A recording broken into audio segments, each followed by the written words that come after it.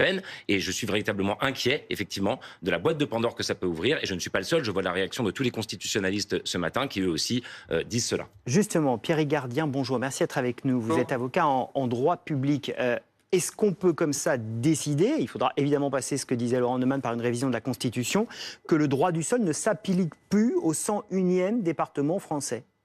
Écoutez, vous l'avez dit, c'est une question qui est politiquement très sensible, mais elle est également très compliquée sur le plan juridique, parce que c'est une proposition qui revient souvent, la suppression de droit du sol, mais c'est pas aussi simple que ça.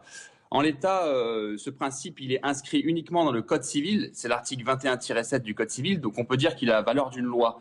Et on dit toujours en droit, ce qu'une loi a fait, une autre loi peut le défaire. Donc il suffirait qu'une autre loi décide l'inverse. Mais c'est pas aussi simple que ça, parce qu'il s'agit d'un principe fondamental. Et on peut considérer que le Conseil constitutionnel pourrait profiter d'un débat à la fois législatif et constitutionnel pour consacrer ce principe comme un principe fondamental reconnu par les lois de la République, c'est-à-dire lui donner une valeur constitutionnelle. Et à partir de là, c'est beaucoup plus compliqué de modifier ce genre de choses. C'est pour ça, je pense, que le ministre de l'Intérieur a tout de suite dit qu'il partait sur une révision constitutionnelle et pas simplement une loi.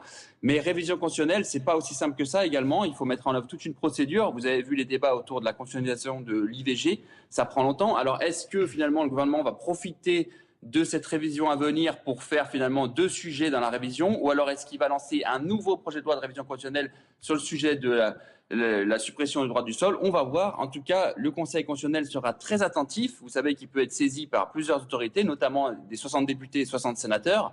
Et à l'occasion d'une saisine du Conseil constitutionnel, je ne suis pas certain que le Conseil constitutionnel laisse la suppression du droit du sol se faire. Pourquoi aussi? Parce que ça peut porter atteinte au principe d'égalité des territoires. C'est-à-dire que la loi s'applique de la même manière en métropole, en outre-mer, etc.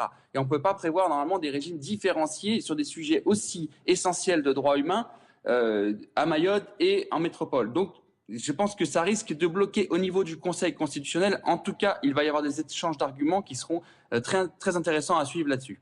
Merci beaucoup pour ces explications extrêmement claires, extrêmement précieuses ce matin. Laurent, pour conclure, et c'est ce que disait Aurélien Taché,